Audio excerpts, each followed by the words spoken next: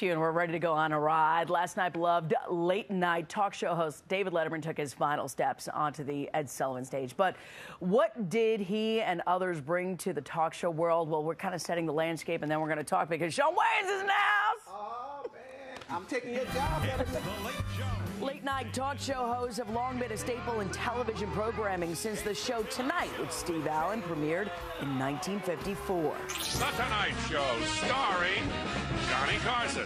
When these shows first aired, the formula was simple: part talk show, part variety show. But the master who took it to another level, 30-year host of The Tonight Show, Johnny Carson. You thought this was the Michael Jackson concert, didn't you? In 1992, Carson handed over the torch to a new era of hosts that emerged on the scene, ushering in a more tongue-in-cheek method of hosting, reminding us we can laugh at ourselves. And now, even today, late shows are evolving, taking the original formula and making it their own, with some taking on politics, social issues, and bringing in a mix of music, comedy, and, well, good old fun. All right, so that's the new landscape, and let's talk about the late-night evolution. And so we have a panel of guests here. We have writer Jeffrey Gurian and comedian extraordinaire, looking pretty fly. Oh, Shawn Wayans. I just got off the plane. I got my airplane hat on.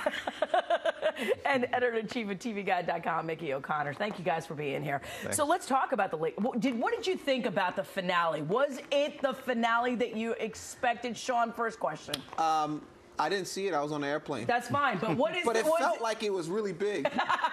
So what do you think? I could feel it all the way up 35,000 feet up in the sky. I felt like, man, Letterman's retiring tonight. Right. Mickey, what did you think? I think that they were smart in that they did a lot of the goodbyes before the last episode. So the last episode was very retrospective. You saw a lot of the old classic clips, great, segments, him talking to kids, stuff like that I thought was really great. So there wasn't a lot of business to take care of in terms of saying goodbye to all his old friends in that last hour. So. Did Letterman cry?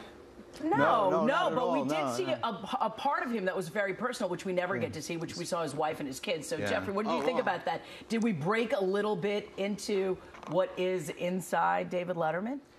Well, look, it's always interesting to see the end of an era. Right. I mean, 33 years is amazing. And, and he did give himself some insight into who he was as a person. I thought it was interesting that he showed his wife and his son, who didn't seem particularly interested until they're not that impressed, right? Until they mentioned his friend. Then his son, cheered up, you know? But, it was a very cool show. It was kind of unemotional, because Dave doesn't really show a lot of emotion. But I think that it was great that all those people came on to honor him. I mean, that top 10 was hysterical. Was amazing. I mean, it was amazing. Started with Alec Baldwin and, and it kept Chris on Rock going. And Jerry Seinfeld and Julia Louis-Dreyfus. Everybody who took a shot at Seinfeld and said, at least this was a good finale. Right, exactly. So do you think, where does he stand in the landscape of all of comedians that have done late night? Where would you put him in the pantheon if you could put Letterman in a pantheon? Well, I would start with Steve Allen, who was amazing, and Ernie Kovacs, who a lot of people don't talk about, who was the inspiration for a lot of the wild stuff that goes on today. You go way back. I know. I was like, Ernie Kovacs. I was like, a lot of people don't think about that story. What? If he hadn't died so young, he would have been. He really influenced a lot of people to go out and do a lot of crazy stuff on TV. So, what do you think? I don't know. I think for me, it's all about Carson. Yeah. I think that Letterman would say the same. But certainly, I think that he's probably number 2. Okay. Yeah. I mean, I thought Chris Rock had the funniest line. It's one of the top 10s was it's really great that we have another late night show host, but it ain't black, right? Well, so, I mean, that's really a void in, I think, the American landscape when it comes to comedy. Having a comedian who's mainstream that represents the rest of America. What do you say? Because Stephen Colbert, he's a white guy. How did I get the black question? I don't know. Why not? You're black. You just threw to me. Hey, Shawn, answer all the black problems. He gets all the good, where would you put Letterman? Well, where would you put Letterman in the pantheon? I would say number 2 because, the truth is there hasn't been that many other guys to really, there's Leno there too. I think I would say that Letterman is closer to how Carson was, his approach to, doing late night, having fun with bombing. That's what made him great. He actually didn't want really funny stuff in his monologue. He liked to to kind of make fun of the fact that he wasn't doing well. So, you know, I would say number 2. I agree with number 2. I would agree with that too as well, yeah. What I'm curious about is, like, now you see the whole variety show aspect coming into late night television. You see a lot of bits, you see a lot of, like, you know, comedy sketches. I mean, I feel like it's not necessarily about stand-up as in the way they did it. Do you feel that the new genre, like Kimmel and I don't know what Colbert is going to do. What do you think he's going to bring to the table?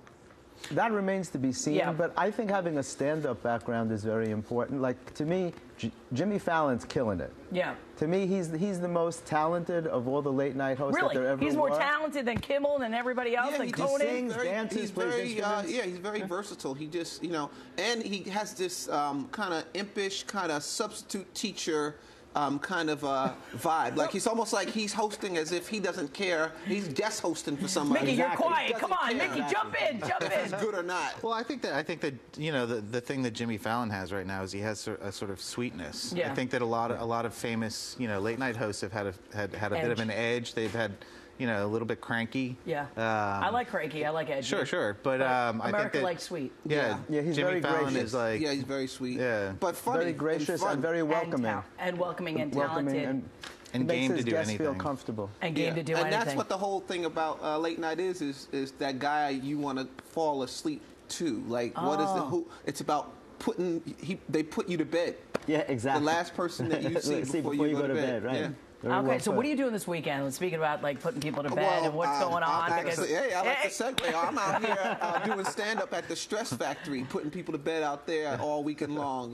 This weekend in New Jersey, the Stress Factory, Friday through Sunday. So Friday through Sunday, celebrating Memorial Day weekend. Let me put y'all to bed. That's right. With a drink and a laugh. That's right. I like that. Well, let me set it up before you get into an argument or a fight. You know, that drunk barbecue fight. Let me be the guy to intro that. Thank you, gentlemen, for talking. It's really interesting. I know we could talk about it all that long. The evolution of late night. And, of course, it will continue on in our Craig Treadway's Live Outside the Ed Sullivan Theater with everything that you might have missed. It's 7:40.